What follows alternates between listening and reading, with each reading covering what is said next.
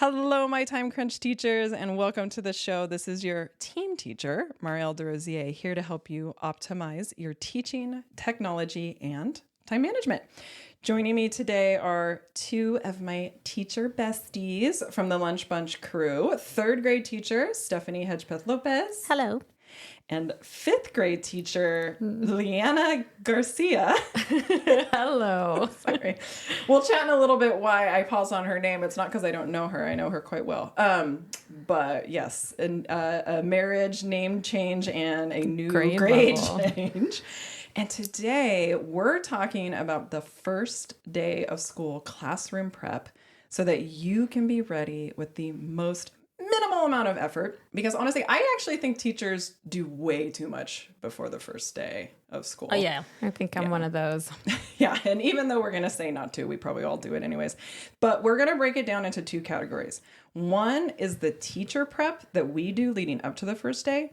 And secondly, what we actually have the students do on their first day of class. So we'll be sure to highlight which common tasks or things you need to spend your time on and which ones that we find are not worth your time or effort, especially since those few teacher work days I think are getting like less frequent. I don't know if I'm imagining this, but I feel like when we first started teaching, did we have a week? Am I making that up? Or maybe not a week, maybe like 3 days or something like that. Well, I'm excited because this year we do actually get more, but it always seems not enough.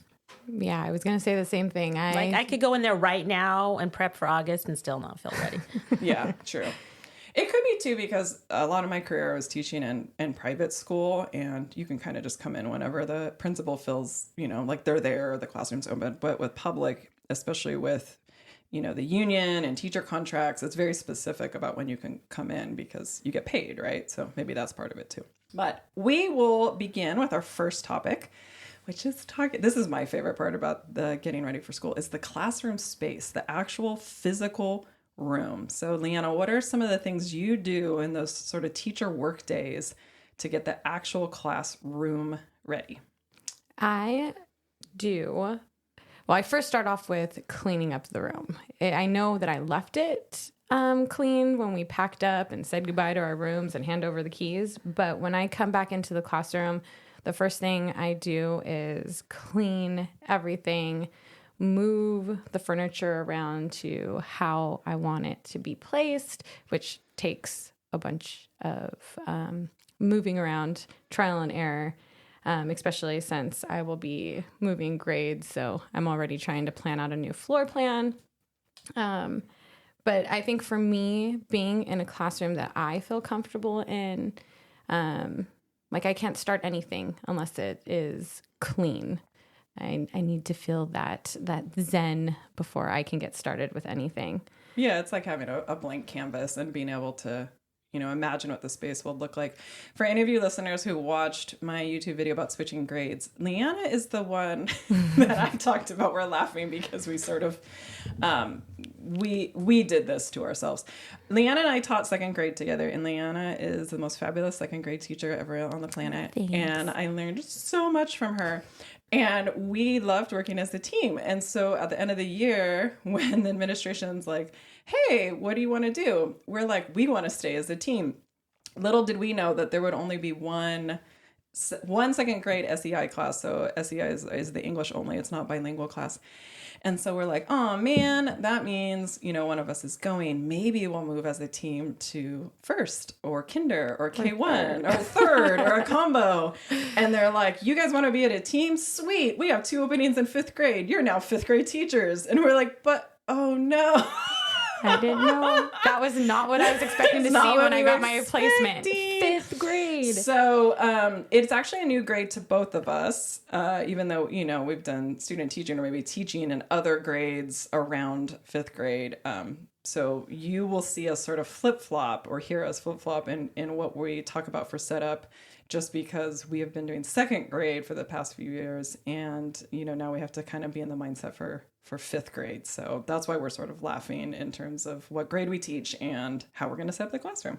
Anyways, going back to the space, what else do you like to do Leanna? Once I know how my class is going to be set up, I think the next thing that I do is review my students. What levels do I have in my classroom? Because that really factors my seating chart. I'm not one of those teachers that lets them pick their seats when they first come into the classroom. So I like to make sure that they're leveled in groups where there's always somebody who can help at the table with reading or math or whatever it is. So I review their cards, what are those called? The placement cards that you get from the teacher prior. Leanna's is like me. I don't know. Do you do this, Stephanie, where do you actually change the physical orientation of the seating, or do you always have them in four-person groups or whatever? I move them around depending on need. There's sometimes I find that kids can't share borders, right? There's certain kids, or there's a kid that no matter what, they have to get up and move. And so I have to put them in a place where they're not like tripping on things or getting people's way. And I found that as the year goes, especially when testing comes up, like heavy duty, state testing, I like to put them in rows for a while. Plus, about that time of year, they're all getting a little squirrely, and they kind of just need to be on their own and separate. In fact, they'll go, "Oh, why don't we sit this way all the time?" So I have a tendency when everybody just starts getting a little too friendly, that's when I mix it up and move them around. And I've done it both ways, where I've purposely put kids places. And like last year, I had all these kids that were new to the school. So I kind of looked and talked to the last year's teachers just to try to put someone sort of friendly in each group so that they weren't feeling alone. And also mixing up boys, girls, depending on what's happening. But I've also done it where I had them, especially older kids, let them choose the first day. You're an insane person. I've why? Literally never done that. Because then I go, wow, those kids aren't sitting next to each other. These two kids need to be on opposite sides of the room. So do you change it at like recess? Oh, no. After school, I'm like, okay, tomorrow you'll have your seating arrangements. And I do it that way. I've done it a couple times, and it's interesting because you do see who's the loner, who needs somebody near them, who doesn't speak English very well and needs a translator, or the ones you're going, I got to check the placement cards where these two kids supposed to be together and figure that out. So because they'll self-select to be like the little bonkers group together. Yeah, what Leanna and I once had our second graders in not really groups of 3, but like a row of 3. Mm-hmm. And what you did, Leanna, that I loved is that the 2 kids on the end, had like a slightly higher reading level or able to read directions independently. And then the kid in the middle was a student who was still learning how to read or maybe was like still struggling and needed a little bit of assistance. So the 2 kids on the edge could help them with the reading, but also when they did the turn and talk, the 2 on the outside would like turn to the one in the middle. Mm-hmm. And I thought that was such a great strategy, especially if you like your numbers work out that way to have enough readers in the lower grades.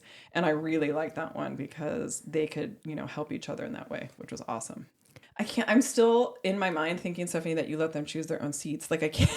No, it's just like, walk in, sit where you want. Think, really? And then I'll be like during the day, wow, I'm not sure if you really like sitting. You're going to have to show me that you can handle the responsibility.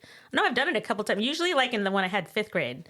Yeah, because, older, sure. Not the little kids because, their best friend changes every day. So that's true. That's different. What else do you do, Leanna? How else do you set up your classroom? Besides putting like the borders up and leaving them blank, but like having your walls ready for student work, I also like to create my welcome door so that, they feel like they're already a part of the classroom that first day of school. And I know things change, but I try to make it, I don't put numbers on like their little name. Like last year I had like a very boho theme and it was rainbows and each kid had their name on one of the rainbows, but I didn't put like the number. Then that way, if a student left or got added, then I could still like take a rainbow down or add another rainbow up without having to like change everything. But they see their name. I was laughing about your theme because mine's based on what was on sale at Target or the Dollar Tree.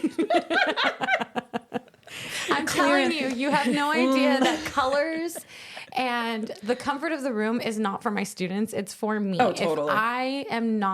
If I don't want to be in that room, then I'm not going to do my best work. And I'm not saying that has to be for everybody, but I just know for me, like it's even at home. If I'm supposed to work on something like lesson plans, if my house isn't clean, that has to happen first before I can do anything. And my room just needs to give me the same feeling. I want to be in there all the time. Yeah, it's very welcoming. Well, Leanna's theme is boho. Mine is like plants or like black and white with pops of color. And listeners, if you're looking for a theme, Stephanie's is clearance. So if you're not sure, do I do primary colors? Clearance is always a really... What's in my cupboard? I haven't... Yeah. Oh, look, I bought this. Never used it. This is a good one. What's the Target bullseye sale gonna happen? No, I agree. That's why mine defaulted to like plants in black and white, because all that stuff was on sale because everyone bought all the colors. And I was like, I'll do a black bulletin board. That's fine because the kids' work is gonna be on it anyway. So yeah. I also, when you talked about personal space, on my bulletin board behind my desk, that's where I put my schedules and stuff. But that's where I also put a picture of my kids, or, you know, something silly that I like there's always a Star Wars poster or something back there, just to give the kids like a little more, this is the teacher space and this is what the teacher is. And also, so like, this is my space. Please don't go over there without permission.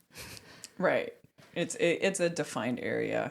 And it has a little bit of your personality and the things you like too. So they could be like, oh, I like the Mandalorian too, or whatever it might be. Anything else you do to set up, Leanna?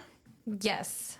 I read years ago, I don't remember where, but that they gave a survey to kids and they said, what would you want to see in your classroom? And they said that they wanted it to feel like home, that they wanted to feel a part of the room, that they didn't really care about all the anchor charts and all the decorations, but that they wanted to see themselves in the room. So every year before the kids come in, I set up all my empty picture frames and let them know that throughout the school year, I will be taking pictures and that this will become their room. This is our room for the rest of the school year, you know? Sweet.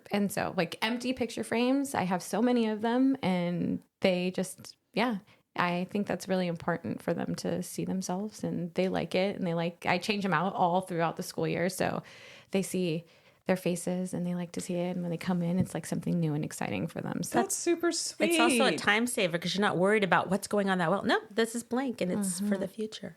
Oh yeah, that's a good idea. It's like a placeholder bulletin board where they're going to see themselves in their pictures. That's a really sweet idea that I never do because I barely change my bulletin boards. Well, I started giving up bulletin boards because we have those walls that you could just put anything anywhere. And I started just making clusters, mainly because they're always like, you have to take the paper down this, and I just got tired of it, and I'm short and I can't put everything up straight, and it was driving me crazy. And my mom used to do it for me, but she can't get up there anymore on a stool. So I started either just putting a border up, my cheap Target borders, or I just put it in a cluster. And I know that's hard because I'm kind of all over the place. So that works for me, but I do try to put it in one space and it makes it much easier to change. I'm not worried about anything being straight. That's another tip is if you're trying to make a bulletin board or backgrounds, like sometimes you put a little construction paper behind the work. Sure. If you do think one way to do it, if you're not tall enough to reach the top of organizationally, if you're organizationally challenged, if you put everything slightly askew like you meant to do it, then you don't have to worry. Oh, right. Yeah, that's a really great tip. If you make it purposefully crooked, then you don't have to worry about it. I do in my library corner, the posters are all kind of askew. Totally. That works if you're like a type of person who has a title that goes across your bulletin board. Making it purposely skewed is an easy way to not have to make it lined up. I actually learned that if you take those little cutout letters, which by the way I never use, and you put it on a table, and then you just take masking tape, like you line it up on the edge of the table in front of you on the desk, and then you take masking tape and put it over the letters, and then it picks up the letters, and then you put it on the bulletin board. Then it like does it straight, but I do like the purposely askew. That kind of works well too. I love the picture frames around the room, Leanna. That's such a great idea. I'm looking at our notes, and I love your next one. I'm going to let you share the next thing you prep that we all have to have. We're told we all have to have this. Go ahead. The dreaded emergency subplans. I feel like any subplans take a lot of time, and to do the emergency subplans in the beginning, especially since like everything's up in the air with your schedule, and you're like supposed to print out your schedule. It just, and you don't know what fun. Kids are getting pulled out yet. Yeah, you don't have like, really any of that information, and you're like expected to hand that over within the first week of school. And I feel like, I don't know, it's always changing. They're just not fun.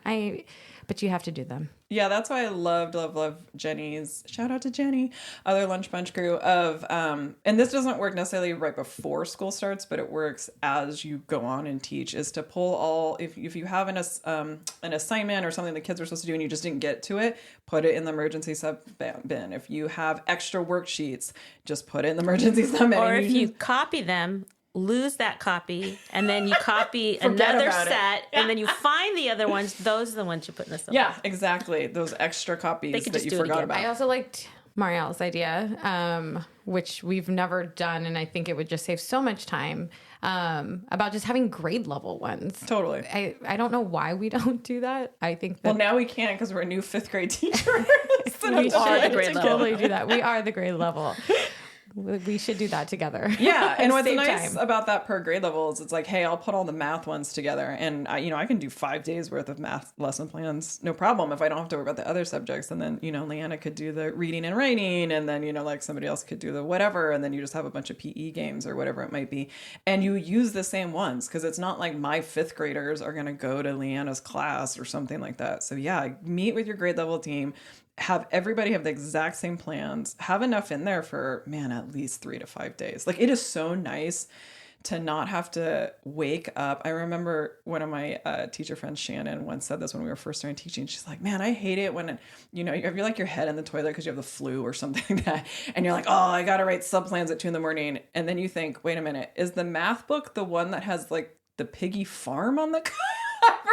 Or wait, is that the reading book? And you can't remember anything, and you're trying to so having a bin that just has all those extra worksheets and just label it by subject, like here's all the math, here's all the whatever reading and writing, here's a bunch of picture books that you can just read to them and they can do stuff with. I had a thought because we get these consumables for math, and there's the number corner one I don't use, but in the corner they're marked by, I think, month. So you can almost just have those books. Oh, the extra. Or to the side and go do anything in April, if it's April or whatever, and just do whatever page. Right. So Stephanie's talking about those student workbooks that, your publisher gives 1,000 of, and there's always extra. So yeah, having a couple extra in there and just say, hey, do this page or do this. Yeah. The other hint too, that I swear Jenny told us, Jenny's like the emergency sub queen, is just ask the grade level before you if they have extra stuff, because the whole point of sub plans is that the kids should do them independently.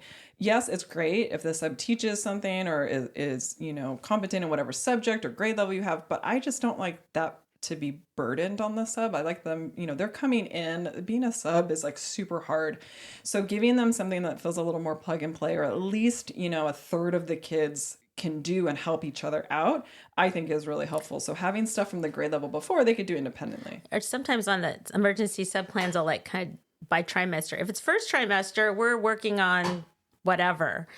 Because like my dad subbed for me one day and I go, we're doing multiplication. I left some pages. Of course, he does whatever he wants, but he actually went and he did all this stuff with them with multiplication because I told him that's something they needed to work on. It should be noted that Stephanie's father is a teacher. She didn't just have some random guy. Random dad. It's like, I just call my dad. And he is a teacher. He's a coach. He's been teaching and coaching for a very long time. So yeah, he's very competent in what he does. The other thing too with the roster, like first of all, I never put a seating chart in my sub plans because I will never remember to update it because we change seats too much. But I do from our LMS, like whatever your school uses in terms of attendance, print out this, not only the student names, but their pictures, because that's what a sub needs. They need to put the name to the face. And so if you just print out a roster that has their picture and the kid's name underneath, that is so helpful to have. And that's way more helpful than like a seating chart or something else that you'll have to remember and update. So. I saw that on your notes and I was like, yes, I'm going to do that from now on. I don't know why I never thought about that in the past. It's so easy. Well, now that everything's like digital, right? Like their pictures are already in there from last year if they're a kid that went to your school. Yeah, so having that is super, super helpful. Stephanie, what do you do to get your 3rd grade class? And I'm saying that angrily because we're not on the same lunch schedule and we don't get to hang out. No, with I you think we anymore. need to my like God, I just remembered that. I we know. need to have like a New snack lunch bunch for Leanna. snack and I. attack bunch or something after school. Like we meet at a certain time. What if Leanna I and have an like? idea. You just make sure that your prep time is like during. That's what I was That's right. Like that could work too. Yeah, I'll take that prep time. No. Hey, listeners, if you didn't hear, I think it was the first lunch bunch episode where all we did is talk about Stephanie and the snacks she brings and how friendly she is.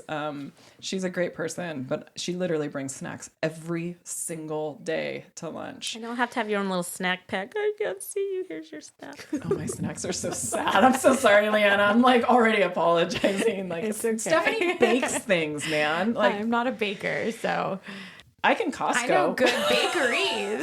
I'll pick up some farm or Gale. Sorry, you're getting Costco muffins from me. All right, Stephanie, what do you do to set up your classroom besides bringing baked goods? Well, I like to do my door. That's one of my things. And we have doors that are magnetic. And so I have little name magnets, or I'll make the magnets. Or one time I had little, I don't know what you call them. They're like little pockets, and the kids put a stick in it. Oh, cool. Like when they were here with their names on it. And I recently added, because SEL is the big thing, little faces, like, super happy or sleepy or kind of unsure or sad. And I put those there. And when they come in, they check in how they're feeling. And that has really helped too, because sometimes someone will put a sad thing and then I can kind of check in with like, hey, what's going on?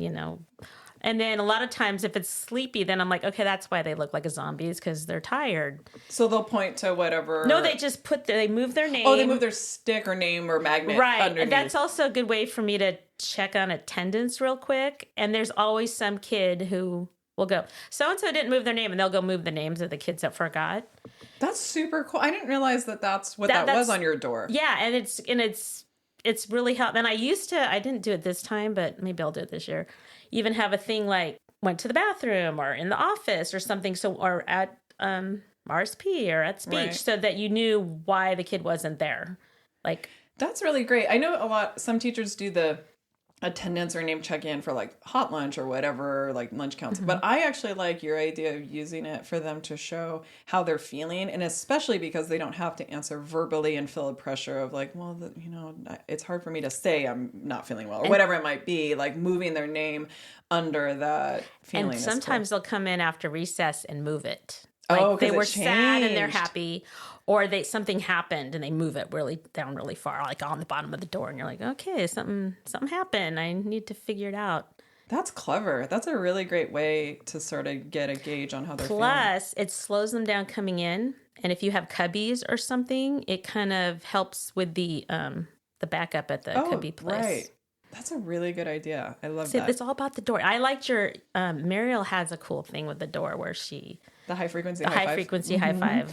It sounds really complicated. It's just sight words, but I wanted that alliteration of high frequency high five. But it's just, I'll link a video to it in the show notes. It's a cutout of a hand on the door, but then I put our spelling words or whatever words you want them to practice on the door. So as they come in, they read the word and they give it a high five. You could use it in a lot of different ways. You could do it with math problems. You could do whatever. But like Stephanie's saying, it's nice because it slows them down and they're sort of excited to sort of interact in a way at the door, You which could is do nice. that in fifth grade vocabulary. That's true. I'll probably just open the door and let them all run in because it's 10 more children than we're used to.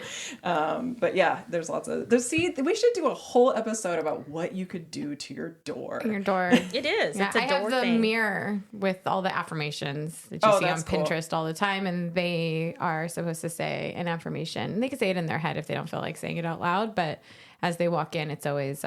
they get excited, especially throughout the school year. Like, oh, can I do the mirror? Can I do the mirror? And it that's definitely sweet. slows them down too around the cubbies. But I was trying to figure out what would be age appropriate for our fifth graders as they walked in. Let's see. Oh, also, I am into kids' books. Like, I have way too many of them, but I have a lot.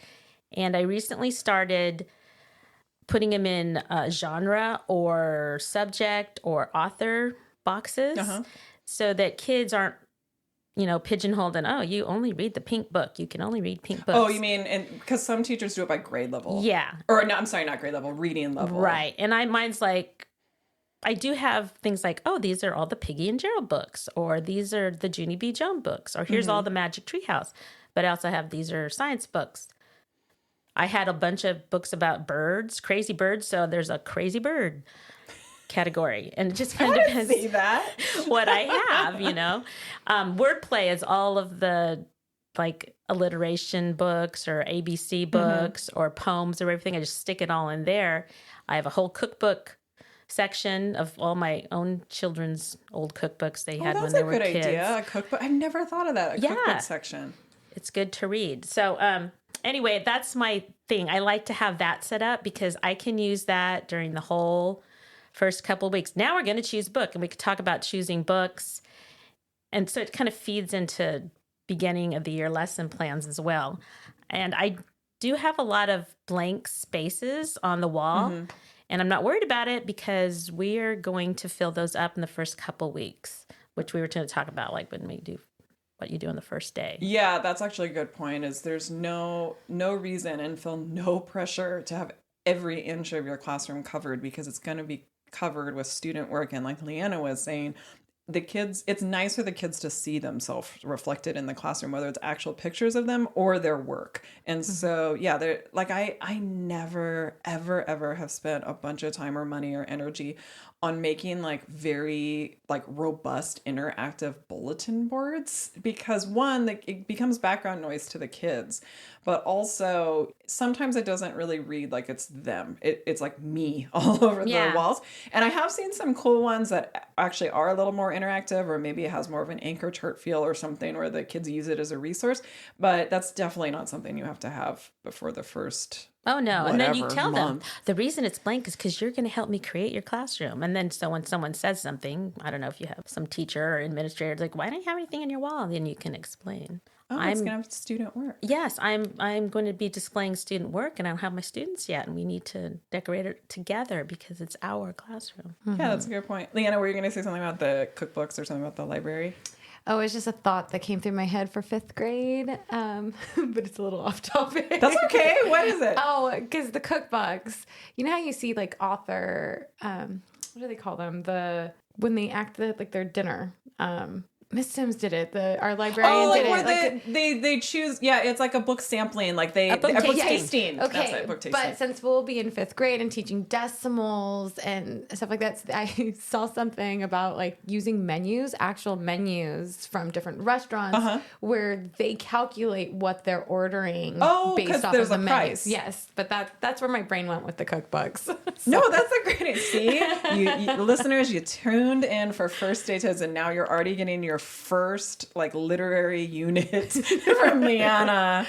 Decimals. We haven't taught a day of 5th grade, but let me tell you, we got ideas. Actually, as soon as we got over the shock that we were moving to 5th grade, we kicked it into high gear with getting ready. We have so many things ready. They were insane with the planning. Yeah. I would love to do either a video or a podcast where we're just like, this is what you do in 5th grade, and we'll pre-record it because it'll be like August.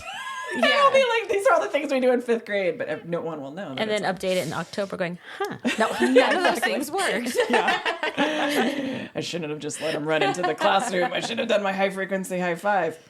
Anything else you like to prep, Stephanie, before that first day in the classroom? Well, aside from a general routine schedule, because if I know, for example, we are going to have library at this time, even though the library is not open for 2 weeks, during that library time, we will do something library related. Mm-hmm.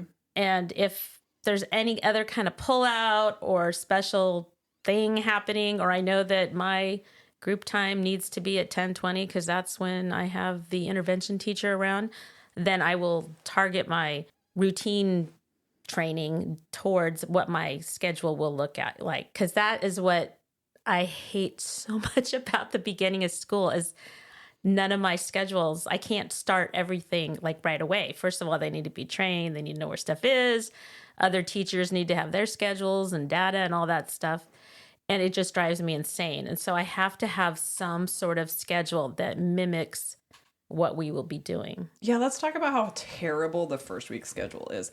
I mean, I imagine most public schools are like this, where if you're lucky enough to start on a Monday, I can't even remember the last time we started Actually, did we this last? Whatever. It always starts in some like weird day, like your first day of school is a Thursday or a Tuesday. Yeah. Like I think this year it's gonna be a Tuesday, and so none of your specials or pullouts or whatever you want to call it is set, or it's like a weird modified schedule. So it's like, well, normally we go to library on Wednesday, but this week it's gonna be Friday, and you haven't started any units, or you can't even start a unit, and like you don't know any of the stuff yet. Yeah, and so it becomes super frustrating because you're basically spending the first week going, this is not normally when we do this, or we're going to do this differently, or the kids aren't trained yet, so you're spending a bunch of times on routines and procedures, which is great, but then everything changes the next week and you have little 8-year-olds arguing with you about when art class is. Yeah, the first 2 weeks of school are probably my least favorite. I'm very into routines, and so the fact that nothing's really set in stone, or that it's just like messed up because we're catching up on days and people get the release at different times than they normally would. That being said, it's so important to do like what you were saying, Stephanie, like building those routines, even though like you're not really going to the library or whatever. But I do the same thing, is like set that schedule up. If you're not going to the library, we're going to like sit and learn how to do read to self. Like we're building those, or how to choose a book. That's how to choose a book. Yeah. First week can be a little rough in terms of schedule, but it is the perfect time to do all those routines and procedures and whatnot, because you have the time. So you might as well go through everything. And then I also I like to think about where my space is going to be. Mm-hmm. This last year, I made my on-the-floor space in the middle of the room and had the desk around it. And I really liked that because they could all see. And I had those Velcro dots. They're so cool. Those are the best. And I had those, and this is where I actually got a little color coordinated. I had certain colors around. So if I wanted to have them sit in a circle, I say, choose a black or green. Great idea. If you otherwise choose a red or yellow, I could have colors in certain spots, or you have to sit on 2 different colors or something like that. So what Stephanie is describing is what teachers might refer to as like maybe their circle time area or their floor or whatever it might be. We don't really do circle time in 2nd and 3rd grade. Or 5th. And Stephanie has these dots that, like she's saying, are different colors, but they're laid out in a way that has enough space for the kids to sit on. And like you're saying, is color coded. I have more dots than our kids too. Oh, that's a great hint. I know why that I could do the color thing. That's smart. I know that sounds really simple, but always get more of the whatevers than you think you need, because they'll either get ruined, or having that extra space, having that extra desk a kid can go into if they need space, or that extra dot like you're saying. So because it's color coordinated, are you telling me these are full priced Velcro dots that you bought and they weren't well, when I say color coordinated, I mean they came in a rainbow of colors, and you put them where they need to go. Around the perimeter was, I think, green and orange or something, or black and orange. I forget what colors I used. And then the middle ones were primary colors, so that I could tell them everybody needs to sit on a black or green dot. That automatically put them in a circle, which probably would work really good with little kids, because if you've ever tried to say, let's sit in a circle, it's just like, I was just going to say that. I was waiting for you for a spot for me to pop in. But all last year, they were great sitting on their spots facing the calendar, like on the floor time for read aloud. But to ask them for like our community circle, to get in a circle in the morning. Oh my gosh. Okay. I'm like, you got to scoot back. We got to make room for so-and-so. Scoot back. Is this a circle yet? And then the wrong kids scoot back, and you're like, you come back this way. We also use the term, like, we're going to make a donut. And nothing's in the middle. And then sometimes we need a jelly donut. We need jelly. Everybody, we need some jelly. Get in the middle. But I love that. If I was still in 2nd grade, I would totally use that. Do 5th graders enjoy sitting on the floor? I have no idea. We'll find out, won't we? No, well, I know that not as a whole group. You can tell 3rd graders are ready to get in 4th grade because they complain even more about being on the floor. Okay. But I'm not. It depends. It depends there's on your just group. There's not enough space. Yeah, really. 34 kids in a circle. That's the whole perimeter of our classroom. Like, that's not space. No, I gave up. I'm hoping it stays at 27. It's at 27 right now. But in the state of California, in our district, it can go up to 34. No, I gave up on the circle, and I just said jelly bean, and they just got in a shape that resembled a jelly bean and was close enough. And as long as I could sort of see everybody's face, it worked for me, because Yeah, circles. Well, it was funny because when I said a donut, and they're like, "But we don't need jelly. Get out of the middle." That's what they would say. No jelly. No jelly, jelly free. I love it. All right, my It's classroom. all food related. I've let's see, what grades have I taught? Preschool, 3rd, 2nd, 6th, 1 year of high school, that kind of stuff. But yeah, my classroom pretty much looks the same. The library is probably the only thing that changes depending on the grade level. But what I shoot for is welcoming, like Leanna was talking about and Stephanie was talking about, is creating that environment where the kids feel welcome. And I totally agree that having a clean and tidy space, I feel, is more important than necessarily having a decorated space. I don't think actually in all the years, even the years where I had the time and effort and energy to make what I might call a themed classroom or whatever, the kids are like, wow, this is great. But it wasn't any different than when I didn't do that. Like, I think the kids just like a clean, organized, or welcoming. It doesn't necessarily have to be like stark, but a welcoming space. They are so nervous about having a teacher they like or being with their friends or all the things that go along with being a kid, that the classroom space and what you put up there is like the least of their concerns, I think, in terms of the first day. After that, of course, they like to make it I was their laughing because my mom and I used to help my dad put up bulletin boards because I don't want to be sexist, but he's a guy. And so I remember we put up this writing bulletin board, and I made this big giant pencil up in the corner, and I swear he had that thing up for years. He would just put up new papers. I just did Mr. Garcia's 2 years ago, and they're still up there. Still there, right? You know, He kind of uses them, but at least it makes his classroom look a little bit more welcoming instead of it just being a classroom. Yeah, Mr. Garcia, when you listen to this, you got Mrs. Garcia to thank for how beautiful your classroom is. He started making like these really beautiful anchor charts, which I'm all about. Oh yeah, Leanna's jam is anchor chart. Like, Leanna, your anchor charts are so good, you could like sell them. Like, they look they're like written really nice. I think like the little graphic or cartoon you put on is inviting. It's very clear what the kids are supposed to do. And that's why I just do all mine online, because I'm like, I can't handwrite. See, I do them with the kids. Uh-huh. I just how I do it, because then I make a new one every year usually. Yeah, she does too. But like, her printing is so you nice. do the thing. I have seen somebody do this where they write lightly in pencil everything out. So let me do a shout out to Mr. or Mrs. Cristobal Darcy.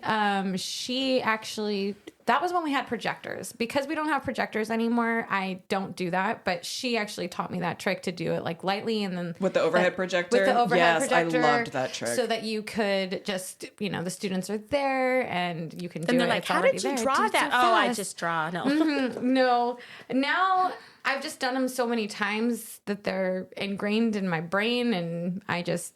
But that's a good tip for someone starting out. If you hold on to them too. I never throw them out. I have them for the next year so that like I can kind of just refresh my memory if I did forget something, or... Although I started taking a picture of it so I can go look. Oh yeah. Oh, yeah. On your Take a phone. picture. Again, I'm a pen to paper. So like I just roll them up. I keep them in like a little basket, and then I have them for the following year to like look at.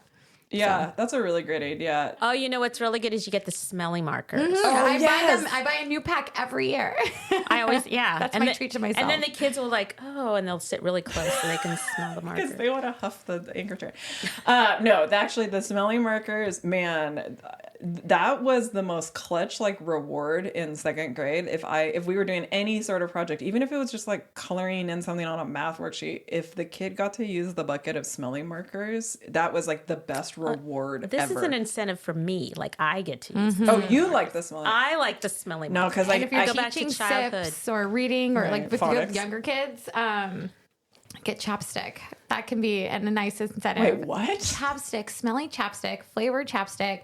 I would just put a dot on their hand instead of like a sticker, and then they were just like so happy that they got this little scenty on their hand. You guys and then can't they just go around smelling it all day. Oh my goodness. You guys can't see this. The reason why I gave Leanna the weirdest look is because she was saying chapstick. and in my mind, I'm thinking, oh, she hands it to them and they put it on their lip. But she was like touching her hand over and over again. So my brain did not catch up with like, why is she touching her hand? Yeah, and put then a little dot on the hand. I forget everybody can't see me. I know you don't like germs, but that's a little on the hand. No, come on, COVID. No, I thought you like gave it like you handed it to them, like they got to take it home. No, it like a sticker, but instead of a sticker, Got it. I use the little center. That actually is a really great idea. So yeah, like, do you remember the man? I can't remember the brand, but it'd be like Dr. Pepper. Oh, Lip yeah, Smackers. yes, Or, Lip Smackers. Yeah, Dr. Pepper. Okay, so you buy a pack of those and you dot it on their hand, like, and they can smell it later. That's actually a great idea. I actually can. The reason why I can't use the smelling markers is I write a lot of things in black, and the black smelling marker is black licorice, and I gag when I smell it. You love that smell? I love that smell. It is my least favorite. I hate that they and changed nacho cheese. I hate that they changed the yellow to banana instead of Is lemon. that what it is? Banana is the best. Banana is the best. This is where we differ. I'm a glitter person. Oh God! No, I don't like Here we glitter go. on This is me. gonna go so sideways. I like to use glitter. No. For the kids. You were No, I glitter. don't. I like different the black species. smelling marker, and I hate the banana smelling marker. We can't be friends. Like you mentioning glitter, I had the same reaction. Like when people say head lice, I'm like, oh, I can't even think about it. I don't want to be near the glitter. my alternative to glitter, or my compromise to glitter, is I bought a huge pack of glitter pens. The glitter pens. Yes, I that refuse to have like actual glitter in my classroom, but I'm okay with the glitter pens. We don't do glitter a lot, but when we do, it's like very special. Yeah, and then it's in your Yeah, but then you carpet for the always rest of do the school glitter. year. It's like shiny. Yeah, I'll No, put it in my there hair. is no I on don't care. hands No, and on your pants. There is no threshold with glitter. In It's your either all eye. glitter or none glitter. Like there's no like a little bit of glitter. I'm telling you, invest in glitter pens. I have a huge pack. They're That's the amazing. compromise. Those are Glitter pens. They're beautiful This is- still. They sparkle. I like how we're like going to the mat with this, like glitter, no glitter, and Leanna's like, I'll be the mediator. Glitter pens. I'm a Libra. I'll And I'm- balance you guys out. I will say, man, I feel bad for any second grader who listened to this someday. So on St. Patrick's Day, I brought glitter, you guys. Don't tell your secrets. I know. I did the glitter on the floor in the trail, like the leprechaun came through. And because I never, ever, ever do glitter, and the kids know how much I hate glitter, they were all convinced it really was like, because there's no way Miss D would have glitter. My So it own actually children, I've sold done it. things like that. Yeah. Well, but the kids believed it because they're like, there's no way this teacher, Miss D No, would I really, never that is even-" true. That is Yeah. one way to get them. Wasn't I supposed to be talking about how I set up my classroom? Yes. Okay, my classroom doesn't have we glitter. got on the glitter trail. What's that book that we all had to read? I still actually look at it. It's like the first day of school or the first 100 days of school, whatever. When we were in the teaching credential program, everybody got it. It's and he talks about greeting at the door. That's what made me think about it. But also the author talks about how the kids feel so much anxiety on that first day of just finding the right classroom, like getting to the right spot. And that always stuck with me. And I remember that as a kid, like what classroom do I go to? Where am I supposed to line up? And so having labels or signs or posters everywhere that not only have your name, but what grade you're teaching, the room number, all of that stuff. Like you can't do too many of those because the kids need to feel like, okay, I'm at the right classroom. Or if their family member or parent is walking with them, they know, okay, great, I'm at the right classroom. So I like to have that everywhere. My name, the classroom, the grade level, all of that stuff. And then for minimum the first week, but pretty much the whole year, I like having the desks labeled with their names. And so there's so much comfort for a kid to know, okay, I sit here. And I think having a seating chart, even if you just do it for the first day, brings so much relief to a kid to know, okay, this is where I sit. Because with maybe middle school and high school where there is a lot more freedom, you know, they're going to sit where they're going to want to sit and they'll be fine. But with the little kids, there's so much anxiety over like, I don't have a friend yet, or is my friend in this class? Or if you're the first like 3 kids in the classroom, no one else is there. So it's like, well, where do I sit if none of my friends are here? So I think having a place where they sit is really great. Get ready, because I've never not had a kid ask this. Are we going to be sitting in these seats all year? Like every year a kid asks that. I'm like, is there a teacher somewhere in the world that makes their seating chart the first day and then the kids literally move? In high school, we always had to sit alphabetical and Mr. Cole's class. Which meant I met, Scott Harn, and I met Mike Yeah, Gerbo. actually, now that you say that, you're right, because I was thinking of who, I remember Anne and Reed were on the left and right of me because we're all the D names, like all Right, middle you school and know? high school. So you knew him when you graduated because you were all stuck together. Yeah. The other thing we didn't touch on, although I know we all do this, is we have the student desks with the most basic supplies inside of it. So their workbooks, their pencils, whatever they need. They don't need everything. Yeah, I was gonna ask for advice this year with the fifth graders. I think this is one I always struggle with, and I try to switch it up every year. But how you're going to have your students grab their, or like Mariel, you use like all your colors are free for all. Like you have them color coordinated. They can get up, they can use them whenever you mean they like want my markers to. Your and all that? markers, Yeah. your crayons, whatever. I've tried it where they all share a caddy in their groups.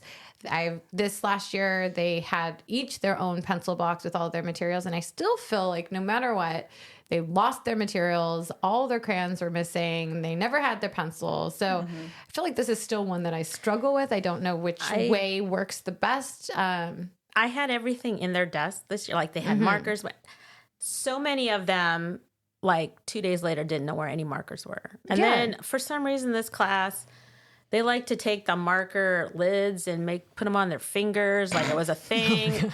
And so I've decided this year I am going to have art caddies to check out just to see. And don't let me buy the cool, even though the crayons are better that you can buy for 25 cents on sale, I'm not going to buy them because the good ones, like Crayola, not Rose Art. Yeah.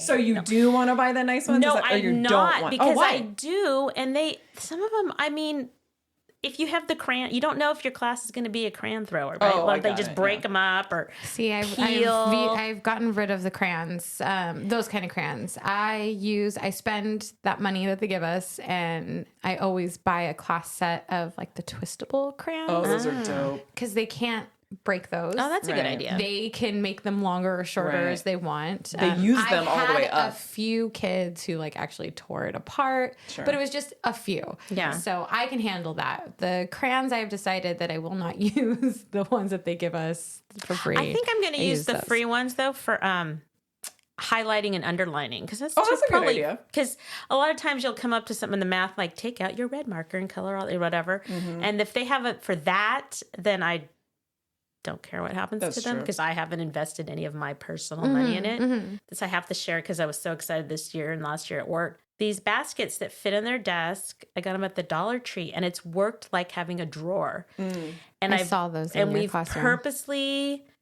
went through, like, every time we cleaned our desk. Okay, take this book, that goes in your basket. Take this goes in your basket. Take this, this goes in your basket. Now put all your pencils here. Everything else, put it in your backpack or throw it away. And it was a lot. It would help them. It was also contained.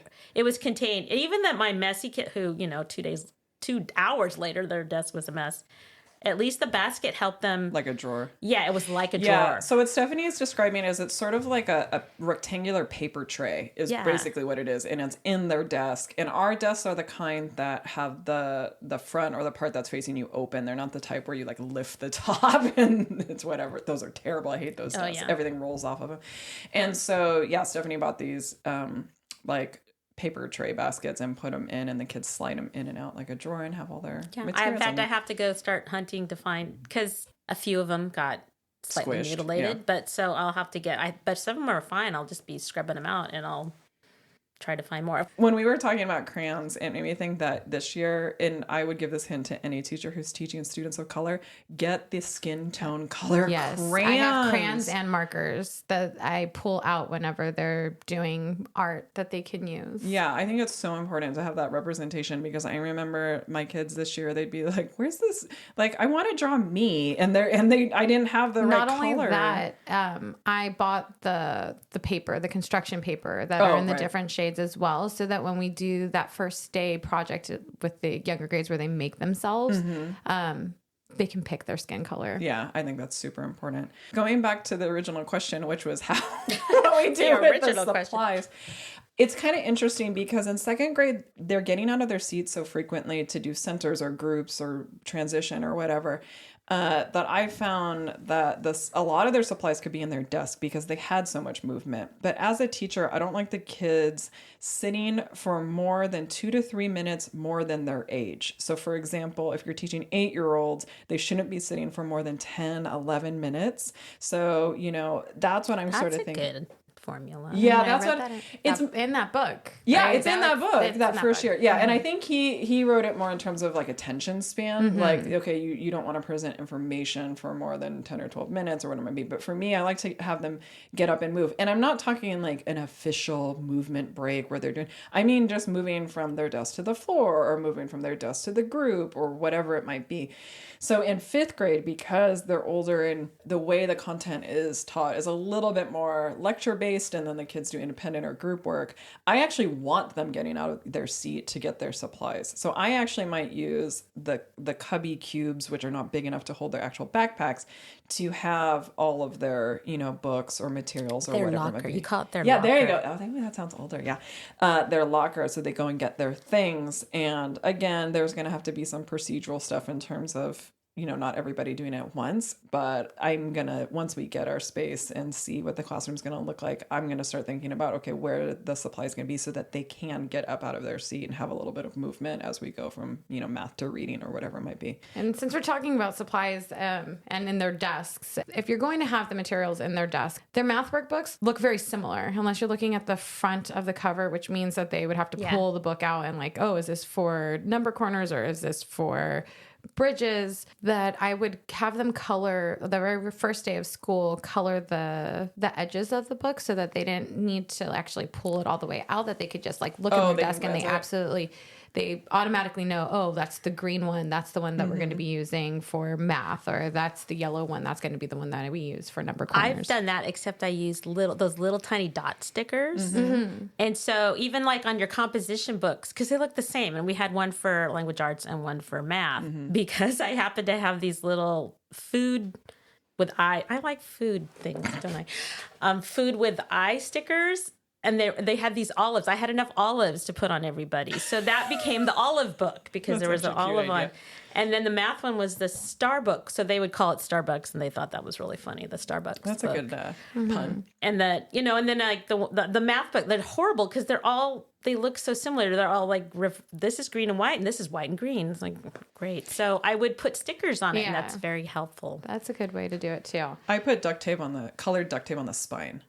So, the number corner book is green and I mean, it is a little more costly than the dots or them just marking it themselves. But for me, visually, I could like see it from far away and know if they had the right book out. Because if you are the publisher for Bridges, which I'm sure you listen to my podcast, Bridges is our math curriculum, which I really like. Whoever they hired to do the graphic design for the kid workbooks, they need to renegotiate that contract, because every single kid book cover looks exactly the same. It uses 2 colors, blue and white, and they have a slight variation. Now the homework one has a house on it instead of the That's what I mean. They're man. like, what's it, tangrams or whatever? Yeah. That's the shapes on the But front. it's the same color. Yes. That's so That's the hard. That's the and hard especially thing. if you're teaching the younger grades, they can't read what is on the front And of it all their looks the book. same to them. My math book, which math book? Yeah. Yeah, so now they know rainbow So just book, olive make book, sure whatever. you take the So time make it your Starbucks. to distinguish which one is which. Whether you color the spine, add stickers, whatever. Not the spine, but like the edges on the book, the pages. That's and where then also color coding your folders. I think is that's so huge. important, is to have them color coded. right. I was going to say also, I try to be the one to write their name with permanent marker on all these things. That's huge. And in some cases, you might have to do it on the outside cover and the inside, because for some reason everybody loses there's always this class that loses their outside cover. Outside What cover. Stephanie is saying is with the younger grades, sometimes they're still working on their handwriting, and many of them have never written in marker or pen. And so if you have them label everything, good luck reading that for the rest of the year when you find it on the ground. And as you're getting your classroom ready, sometimes it's nice to either handwrite it, like Stephanie is saying. I mail merge my student roster and I print out labels. That's how I do it. But yeah, any of those work, because it is going to be hard to read if they're the ones labeling everything in the lower grades, I think. Something just flashed in my head when we were talking about classroom setup. Something I highly, highly recommend, and this is something that does need to be digital so that you can reference it, is if you use Google Keep, It's basically a list system. They look like Google Keep looks like little Post-it notes, and you can have a checklist. But what I like to do is set up different Google Keeps for setting up my classroom. So I have one Google Keep that has all the different labels that I need to print out and has links to those like templates. Then there's another one that's like, okay, this is all the student material I need to have ready and labeled or have their name on and whatever. And what's great about Google Keep is two things. One, you can check the boxes and the things disappear, but you can reset it. So at the beginning of each year, it will uncheck everything so you can see all the things you need to do. But also it allows you to add pictures into those little notes. So if there's a certain way I like my library set up, or if there's a certain way the desks look or whatever it might be, I take a picture and I dump it in the Google Keep so that I can see it at the beginning of the year. Because at the end of the year, I always think I'm going to remember, oh, this is how I did this, or this is how I set it up. But if I don't have a picture or notes of it somewhere, I forget. So being able to have some sort of record keeping system so that you remember all the things that you need to prep is such a relief. And that's actually why I think my classrooms look a little more decorated in the last couple of years than they have in the past. Because, man, I really hope our new admin doesn't listen to this. I actually can get my classroom ready in like 2 hours. And that means books, labels, everything. Because I'm just like clicking links and hitting print and mail merging and like pulling stuff up. And then the rest of the days that we have to set up, I'm just like decorating and moving stuff because I have those Google Keeps and I know exactly what I need to print out or have ready. And I'm not searching the back of my head. So in this year, when you have all that time, you can come to my room and do it. I can help you. I'm tall enough. I'll get that border straight. But yeah, because I was just sick of year after year being like, the night before school started and be like, oh no, I forgot to label their whatever, or I forgot to pull out this, or like the birthday wall isn't done or whatever. And granted, you don't have to have all those things, but I just like to get a lot of that sort of labeling and organizing done ahead of time just so that I'm not having to scramble to remember it. But what you don't want to do, listeners, is assign the kids their numbers until actually in second grade, I didn't use the number. The kids didn't use the numbers, meaning they never knew what number they were. I used it for like grading and record keeping purposes and whatever. But if you teach public school in the United States, you have such transitions with kids coming in at different times of the year. Do I renumber everybody, or are you suddenly number 27? Yeah, I use the number system. That's how, like on our where I show their broadcast their work or whatever. It's just done by numbers because I you can reuse it. Yeah, I can reuse it every year. Their cubbies have their number on it. I'll do everybody's name tag, but as soon as my roster is finalized, we're like well into that like first month of school, I'll number. And then any kid that gets added into my classroom, yes, they end up being number 27 or 28. Oh, you just add them to the end? I just add them to the end. That's awesome. Like if I've already assigned the number, I don't ever do it in the beginning. I did that my first couple of years and then it was just a headache. And so no numbers until later on. Although if you teach, when they do get their numbers and you teach them what their number is and they write it on the corner of their paper, it's so nice. easy to put them in. And then even when I'm putting up their work, like that number is there, like I can put lunch their line number order, up quick. people. Yes, lunch line order, everything. It is nice if you're dealing, with more than 25 students too and having it. Because basically what we're describing, I don't know any teacher who has never seen this, but I will describe it if you've never seen it, is you put your kids in alphabetical order or you have the roster in alphabetical order and then the kids, you just assign a number. So the first kid is number 1 and your last kid is whatever, 24 or 34, whatever it is. And the kids can learn their numbers so that they know, oh, cubby number 6 is me, or like headphone number 6 is me, or whatever supplies you have, you can just number them and reuse those numbers year after year instead of having to put the student names on everything. But as soon as your roster changes, those numbers shift and kid has to learn a new number or you have to renumber everything. I wonder if you could just add like 1A and 1B and like do that. And then you just add a letter wherever they were. That wouldn't work for my writing wall, but I like what you're saying. Because then you could just... Well, but you could already go 1A, 2A. Yeah. Do that, and then anytime anybody came in, then you have a B or something. Right, and if you've never used this system, what we're talking through is basically like, say a kid with like a last name that's an A or B like leaves, then obviously that shifts every number below it, 1 down, and so what happens is you get a new kid that's going to be stuck in the middle, and you have to renumber everybody, and you're probably thinking, just put their name, put them at the end, kind of like Leanna is saying, and they're number 26 now or whatever it might be.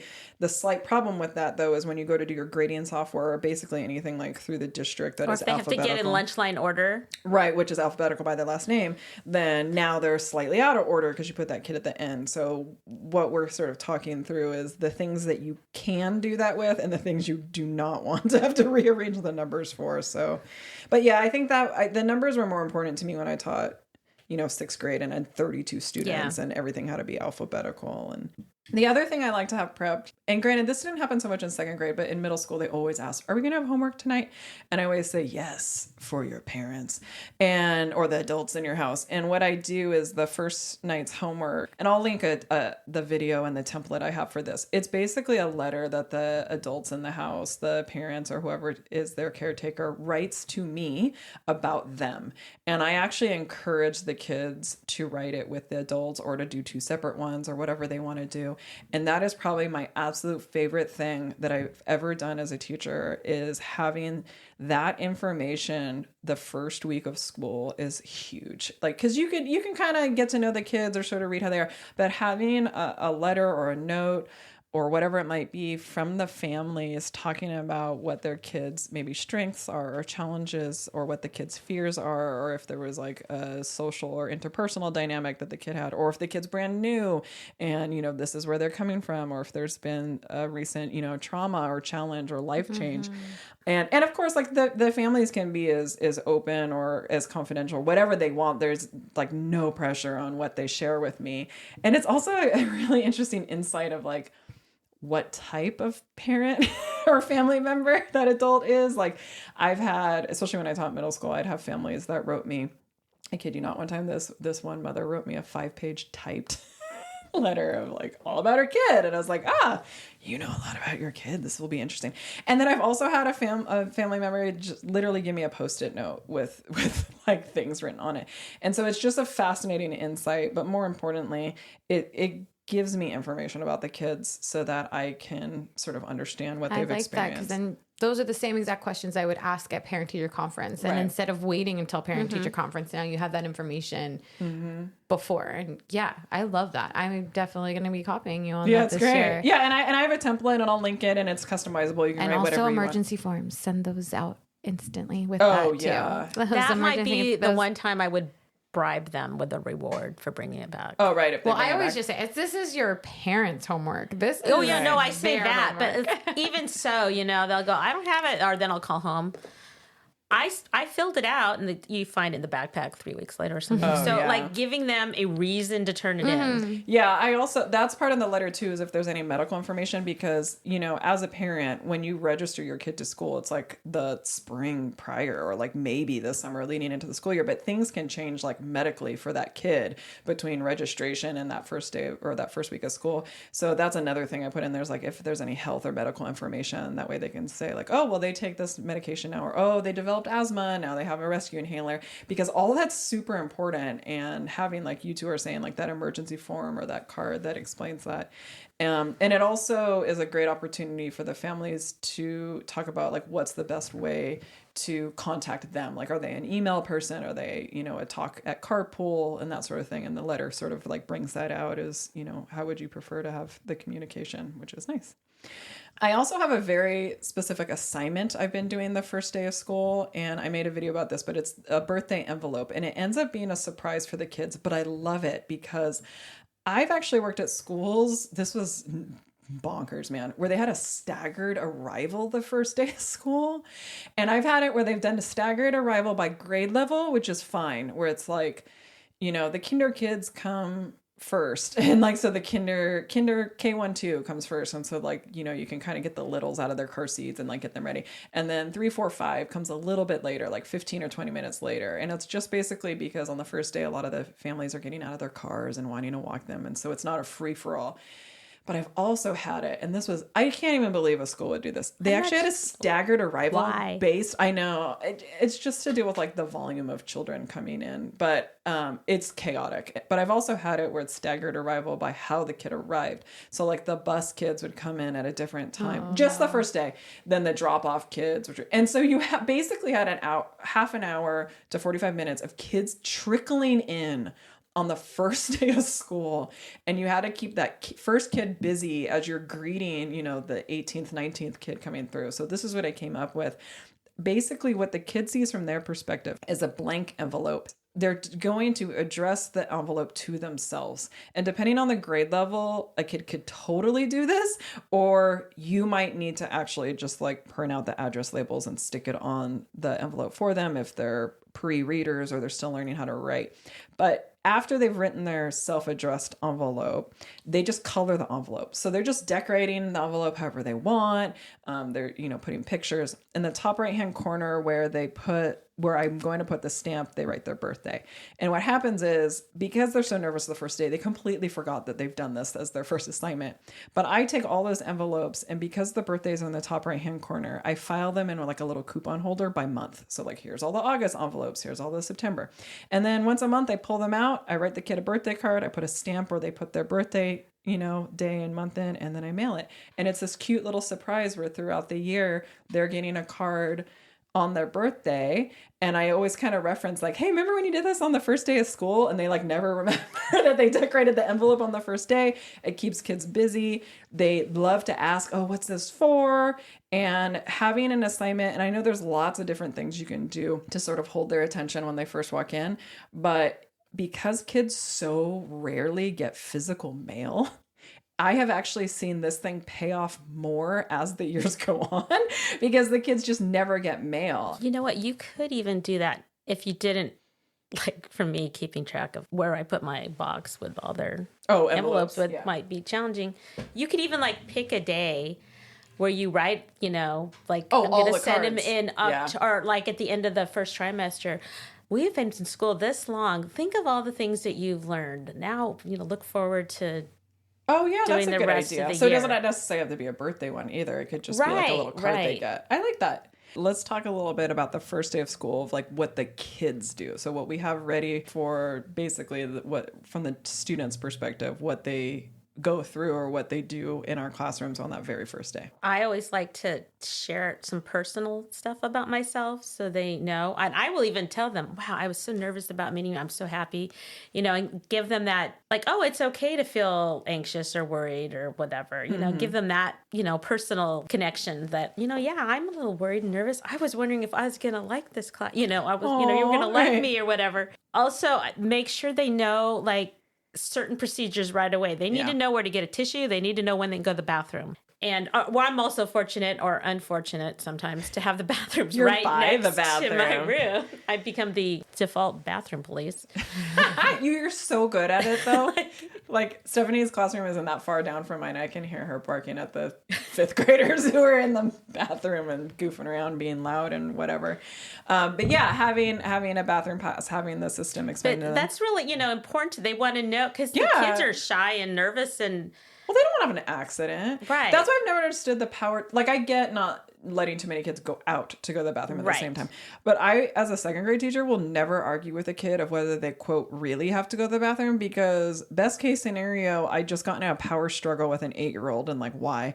But worst case scenario, they have an accident and now they're like traumatized for like peeing their pants. So it's like, who cares? Yeah, exactly. Like, who cares? Let them go to the bathroom. And sometimes they don't. They need a break. Yes. And that's their way. And that's their like polite way of asking. And certain kids, if this is a routine, then I'll talk to them about, you know, you seem to need to go all the time. Do you really need a break? Like certain kids, I'll check in with them. Like, if you need a break, let's think of some other ways to take a break. We need to find acceptable ways to take a break. Yeah, that first day of school too, like I always do my classroom tour inside the classroom so they know where everything is. I do too. And then also just throughout the day you always have new students. And I think like, I was thinking about this for 5th grade is that I really want to, you know, keep our students on our side of the wing, if that ends up being our side of the wing. But like, this is where we're going to the restroom. This is our playground. Like just even just to get up and out of the classroom or moving our bodies, like just taking a walk,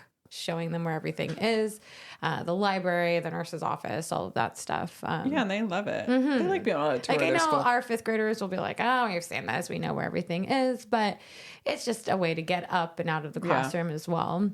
I have, after I like go through the procedures, I have like a very simple template where it's basically like it's not quite a scavenger hunt, but they basically have to find another student in the classroom who can explain that procedure. So it's like, find somebody who knows what to do with like a found pencil, that's a find good one. somebody that knows whatever. And so then like for 10 or 15 minutes at the end of the day, they're basically like walking around asking people like, where are the bathrooms? Where are the whatever? And at least, you know, one or two of the whatever kids. I have that. I like that you do it with the procedures or like where things are, but to get to know each other, you know, where they have to find somebody whose birthday's in October or whatever. Like that's one of our icebreakers and getting to know each other and interviewing. So I think that's important to have like set up or those like icebreakers where they get to know each other.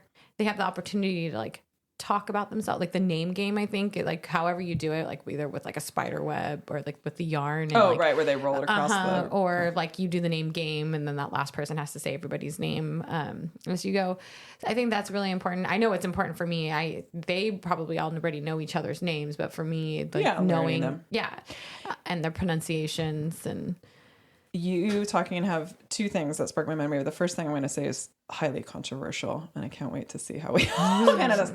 I have very strong feelings about icebreaker games because as a student myself, if you ask me to share an interesting fact about me, one, I'm immediately going to panic and not listen to anybody else's answer because like it feels very on the spot. And then secondly, because I'm like panicking about what my answer is going to be, if you then have a game where I have to like remember the kid before me's answer or whatever, or like do it in an order, then I'm going to just like freeze and like panic answer and not actively listen to anybody else. Now that might be my own problem, my own anxiety, but because I've experienced that so many times as a kid, like I don't do any games like that. And I also don't, one of the games that I really don't like is the like 2 truths and a lie. And here's why. Having worked somewhere where like there were students of privilege and students of not, it is so hard for a kid to hear another kid go, okay, I've been to Paris, I've been to Italy, and we went to Disney World twice. Which one was the lie? And you're like, I've never been to any of those places. It's the third one. I've been to Disney World 3 times. Yeah. And so like those sort of things that basically, and the kid doesn't know that they're doing what they're doing, but anything that basically shows like privilege or it will cause a kid to have anxiety over what their answer or response is going to be, to me defeats the purpose of like, you're supposed to learn people's names and get to know each other or like connect in some sort of way. So because of that, I'm pretty like allergic to things that put the kids in that place. With that said, having moved to 2nd grade for only 2 years before I got bumped back to 5th, is that the younger kids are a little more forgiving with the sort of games and the whatever, because they're just so excited and they always have an answer. They help each other out when somebody forgets. Yeah. I always put myself last, so it's not one student, but I also give them the opportunity, like, if you're at the end, you're going to have to remember more names. So if you think you'd be good at that, why don't you come sit next to me? Oh, that's having choice is important. Yes. Like, if you think that this might make you a little nervous, why don't you go sit in the front of the circle? That one, the name game is more for myself. I really prefer the spider web. They just have to say their name. And then it's a great way of showing that like, we're all connected. This is going to be our classroom. And then I bring in like the whole community thing. I'm the same way. I do not like to be the center of attention. I don't like all eyes on me, except for in the classroom. Somehow I know, I'm able it doesn't to do matter. that in the classroom. I can understand what you're saying. We were introduced to this program, or I don't know what you call it, not curriculum, the Playworks. Oh yeah, what do you call it's a that? program. Yeah. Okay, program. And I love some of the games. The Playworks is just games that include everybody, and then also gives students who might like be shy or not want to participate like a way to participate and have choice. And, that is the good feature. Yes, of that and program. so at least with my 2nd graders, I used a lot of those games as icebreakers in the classroom, and also to learn how to build routines, because I would use them for transitions with my little ones, like that shipwreck game. Yeah, Playworks is good for that. I'll link the website in the show notes. There's actually a lot of materials that are free and open access. You don't have to have like a district that paid for them. That shipwreck game, though, is a great way of getting them to have 3 partners that they can go to throughout the entire day for speaking. I use that one all the time. So if you thought I'm gonna find it and I'll link it. That one's awesome. And then the whole like come up with a fact thing. I always have a sentence frame. Something. Right. So that my favorite food is so that they're not coming up with something on their own. They just have to fill in the blank. That's nice. I once saw a teacher, he had them do what's a boring fact about you? Like, I put on 2 socks before I put on my shoes or whatever. And I actually thought that's actually super perfect for like middle or high school. It's like, what's the most mundane thing about your life? I like that. I have toast every morning. Yeah. Okay. So you were also talking in sort of that first day routine, and it made me think about, for the love of God, teachers, please never, ever, ever cold call student names. And let me explain why. As a Mariel Kamiko Desrosier, I have literally only had one teacher in my entire life get my name right from reading it. And he happened to not only speak English, obviously, but French and Japanese. And that's literally the only reason why he got my whole name right, is because he was a French and Japanese speaker. And I have never had a teacher get it right. I mean, with the exception of, for some reason, like if you, what's it called when you like, you taught first grade and now you're moving to second and you go with, okay. So if you loop with your kids, fine, because you know all the students, so you don't get any new ones. But I have never, as a teacher, successfully been able to cold call kids' names just by reading them. And I've never, as a student, had more than that one teacher ever get it right. And I think that because so much of your own identity is tied up into your name, it can not only feel traumatic, but it can feel very like violating. A kid can lose a lot of trust. And I know this sounds like I'm taking something relatively benign and making it more serious. Oh, no, but as a kid, very serious. That is your identity, man. Your name is all you have.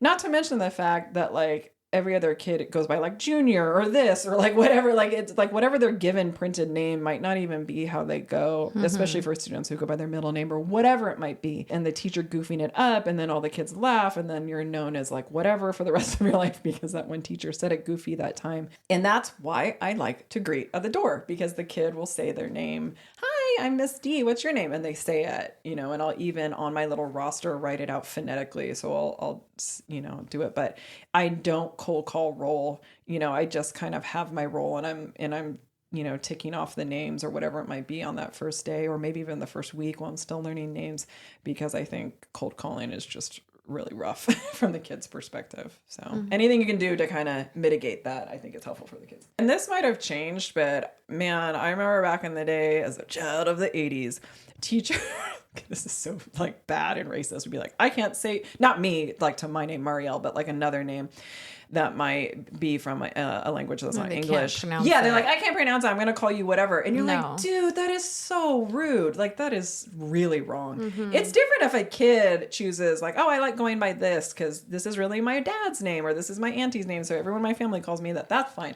But don't be making up fake nicknames for kids just because you're not going to take the time to learn how to pronounce it properly. Yeah, no, I completely agree. Well, especially in today's age where like a kid could record, or the family could record the name for you. Did you guys know that our attendance software? I was going to say that. Synergy. Yeah, go ahead. But not for all of them. But our Synergy, where we take attendance, now has like certain names. It's not all of them. Mine, the parent recorded it. A parent can, from the parent login, you can actually hit a button that allows you to record how to say the kid's name. Oh, so last year before we started, I thought it was one of our office. Oh, they might have done it too. Who had done it and recorded the pronunciation for us. Having that is awesome. Yeah, you can. I'll show you where it is, Stephanie. I'll log in. Like you can click There's a little like on their little face. There's like a little speaker, and you click on it, and it says the pronunciation of the name. So, ladies, I like to end the podcast with a classroom story. And I'm going to give you a little time to think of your classroom story if you haven't thought of one, and I'll share mine. Because mine very much has to do with the first day of school. And it was the first year I had my first class on my own. So like I wasn't student teaching, I wasn't an aide, it wasn't summer school, it was like my first class. And it happened to be in a private school. But all of my prior teaching experience, teaching after school and subbing and doing my student teaching, was in public school. And in public school, we all know like who rides the bus and who gets picked up and who walks home. Like, how do you get home is very important, right? Because the kid has to get on the right bus route and all the things that go with that. And so I was so used, because this was back in the day before the district like just printed out the bus passes. Now it's awesome. Each kid has a district issued bus pass. It has their picture, it has all the info. But back in the day, you had to create the bus passes. And so what I did, this is the first year I'm teaching 6th grade. I'm teaching at this private school. I'm so excited. It's my first class. And I made basically like blank bus passes because I hadn't gotten the bus rosters yet. So I like put everybody's name and I laminated it, and they looked great. They were super cute. And it gets to the end of the first day, and I think it goes pretty well. And I'm like, all right, guys, I have your bus passes. So, you know, the school hasn't given me the roster yet, but you're in 6th grade, so I trust you know what route you're going on. So if you're riding on the bus, raise your hand. And they burst into laughter. And I didn't even think to question it. Most private schools don't have school buses, man. Like, kids get picked up at carpool or they ride home with whoever. And so all that trust and all that, like, look at me, I'm a real brand new teacher. And I'm like trying to act older than I am because I was like, 24 or whatever I was. And it didn't even occur to me that, like, why haven't I gotten the bus roster yet? Perhaps I should ask somebody about why I haven't gotten the bus roster yet. I'm going to waste hours laminating bus passes that I'll just throw away. So the moral of the story, besides laughing at poor first year Mr. Desrosier, ask before you make anything before your first day of school. You might not need to make bus passes. You might not need to do that bulletin board or that thing or have that whatever labeled or printed out. So if you are a brand new teacher or you're moving to a new school or district or grade level, ask somebody on your team whether that thing you're making is worth your time and energy, because it might not be. Do either one of you have any classroom? They don't have to be from the first day of school. They can just be a classroom story that you'd like to share. I can only have one that's sticking in my head right now. Okay. And it's because I've been thinking about doing journals again. I haven't done them in a while. I'm thinking, maybe it's time to bring out daily journals where you write. Anyway, this kid in first grade wrote, and remember, this is first grade writing, and he wrote, I like my bike. Okay. Except he spelled like with a CK. Oh. And he had troubles with reversals.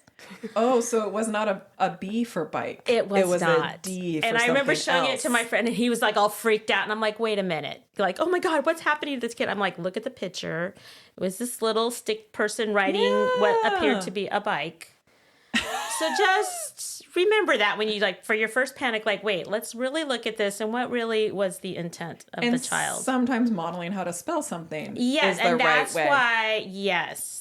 I learned that when I was doing 3rd grade, and we were doing money math, and it was right before back to school night. Here's another hint: have multiple things planned for what you're going to put up on the wall for back to school night, because you might end up doing what I did accidentally, which was money math, and they were dealing with pennies, and they did not realize that pennies, you have to double the N. Oh, yes. And add an IES, and they wrote it with one N, IS.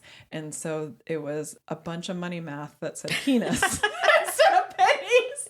So yeah, it's okay to model how to spell things. That's There's certain totally things you fine. do want spelled correctly. And have backup plans for what you're going to put on the wall. Leanna, do you have any classroom stories you want to share with us? Sure. I have a story about my first day, not my first day, but a first day of school, and how this was my first year where I had a student who identified as non-binary. And so that just really changed how I do things in my classroom from that year on. But I had a student who came in just not ready to come back from summer and was very upset and had a huge meltdown in the classroom. And one of the things that they were saying is that, like, I'm not a boy, I'm not a girl. I want everybody to call, to acknowledge that, not their exact words. But it was just something that was really difficult for me to acknowledge that year. Not to acknowledge. I definitely wanted to acknowledge and respect what they wanted to be called and how they wanted the students to refer to them as well. But that was just like a really hard day, first day of school. Like they were just so upset. And so, and not just about that, just in general about being in the classroom and how that they didn't need to be there, but just how important it is being welcoming, making the student feel a part of the classroom. It might not always go as planned. That just made me think about it. But that school year was just so difficult, even with like curriculum, because like one of the first assignments was making a beetle glyph. And the first part is picking boys a or boy girls. or a girl. Yeah, and so I had to cut it in half. And I put one together for them so that they could make that assignment. First days of school never go as planned, and you need to be able to adjust and be open because they're coming in with, so like you were saying, so many emotions, and it's a change from being at home during the summer, and which is why you need to let them go to the bathroom when they have to. Yes, absolutely. I know that wasn't like an upbeat story. No, it's important. But I think it is very important to address. So now with like bathroom passes or anything, I don't ever do boy or girl. It's just 2 passes. Yeah. No, I think in identity and respecting and honoring somebody's identity is super important. And I think that was really great that you were conscientious about that. And that student was able to sort of open up that idea for you. And also, but I didn't know that I would experience anything in such a low grade. Like, I think that's something that I thought would come up in like the older grades. But I had no idea, and I wasn't ready or prepared for it. And so that year was just such a learning lesson for myself. Totally. And I think too, having it just part of your vernacular. For example, especially when I taught middle school, I would introduce myself and say, "Hi, my name's Miss Desrosier. This is how you pronounce it." I write it phonetically, or give them some little mnemonic on how to remember it. And my pronouns are she, her, hers. And then I would share, some little fact about me or whatever it might be. And then I would have the kids make their own name tags or whatever, because at that age they can write legibly, and then they write their preferred pronouns, so we all know how to refer to themselves. And that's something I tend to forget with the younger kids, just because you get so wrapped up, or I get so wrapped up in maybe like the cutesy, welcoming, whatever. But like we've been talking, and things like names, things like pronouns, things like identity are so important to the students. And being able to honor and respect that on day one, I think is super, super important.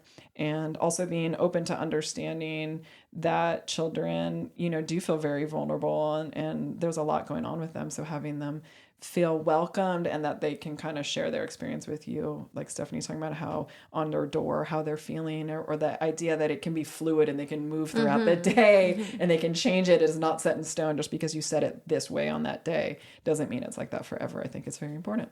Well, thank you so much, ladies, for joining me today. This was super, super fun. And as we were talking, I was writing so many notes about future episodes, not just pencils, but ones about classroom management, things about how, to build a community in the classroom. So listeners, look forward to that. And also, if you, listener, have a funny or interesting or heartfelt classroom story that you'd like us to feature in an upcoming episode, please email us at podcast@thetimecrunchteacher.com. Or if you have any special requests for topics, we'd love to hear them. I'll make sure to leave all the links and everything we mentioned, including that email address, in the show notes. Ladies, is there any last minute things we want to share for our teachers, maybe entering their first year teaching on their first day, and maybe they're listening to this while they're stapling their bulletin boards and getting ready? Don't do anything for them that they can do for themselves. Oh, that's a good one. Yeah, and it doesn't matter what grade it is. Man, No. Kids can do a lot on their own. I remember I had to be in the lunchroom with kindergarten during one of my things, and I had lessons on how to open your own milk carton, because I was not going to run around opening 20 milk cartons. No, that's for real. Or like, hey, you don't open your chips by like popping the bottom, squeezing the bag and having the bottom open a ketchup, blow out. look for the little V's, find 2 V's and hold one side, pinch one side and one side, and then pull it apart. I taught how to open a ketchup. Totally. And Well, I like, think- go ahead. I think that if you're listening to this, or if you're on Pinterest and you're stressing out about the first day of school, you're already doing a great job, because it shows that you care. And that's the most important thing. And that's what the kids are going to feel. Also, just I did this I was too scared or maybe had too much pride to ask for help from the other teachers who have been there forever, who have a routine set up. Like, don't be afraid to ask. Yeah, you can copy people. Yeah. The kids don't even know. It's not like my second graders are going to leave my spiel. Oh, my Copy fifth it graders. and put your own spin on it. Yeah. It's not like, why make extra work for yourselves? You have teachers who have been there for years, Right. who have it dialed in. Ask. Don't make extra work for yourself. Yeah, this is the time to copy. Get Copy everything, those and files. then you can Get- adjust it for yourself. But Yes. And copy then it you won't first. make bus passes for a school that doesn't have a bus. If you asked somebody. I think those are all really super helpful. And if all else fails, just go next door and copy Leanna's anchor charts because they look amazing. And, you know, she'll probably leave on time and you can peek your little You face can in always the window. just bust out the glitter if you have that. Oh, God, how dare you. We're going to end it on that. You and I are going to have some words off air. Thank you so much for your kind attention. Until next time, teachers. Bye for now.